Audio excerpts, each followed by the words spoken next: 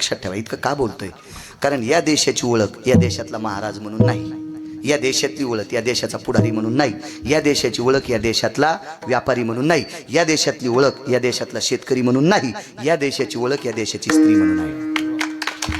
या देशाची ओळख स्त्री. मला सांगा, मी मारुतीरायाचं चरित्र तुमच्या पुढे मानतो. मारुतीराय इतके मोठे आहेत, पण मारुतीरायाला सुद्धा 9 महिने अंजनीने पोटात ठेवले. अंजनी किती मोठी असेल? ज्ञानोबरायला सुद्धा रुक्मिणी आई साहेबांना पोटात ठेवलं. ते रुक्मिणी आई साहेब किती मोठे असतील? विश्वगुरु निवृत्ती दादा.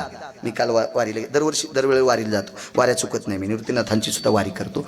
आणि विश्वगुरु निवृत्ती दादा ज्या माऊलीनं पोटात ठेवले, आणि त्या विश्वगुरु निवृत्ती दादांनी आपल्याला ज्ञानोबराय दिले. मग ते निवृत्ती दादा किती मोठे असतील, विश्वगुरु निवृत्तीनाथ किती मोठे असतील, पण ते सुद्धा रुक्मिणी आई साहेबांनी पोटात सामावले. त्यावरती तुम्ही किती मोठा असताल. माझ्या माईंनं आपल्या भारत देशाची मान उंचावली स्वामी विवेकानंदांनी. स्वामी विवेकानंदांनी.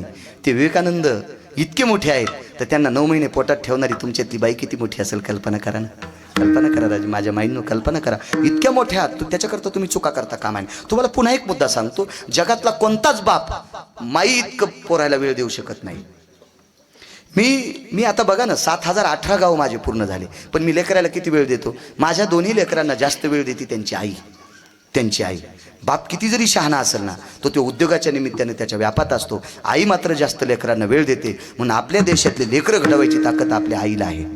म्हणून तुम्ही चुका करता कामा नये. चुका करता कामा नये. कुठलीच चूक, एक सोपी चूक सांगू का? भागवतात नाचायची पण चूक करू नका. विठाला विठाला विठाला.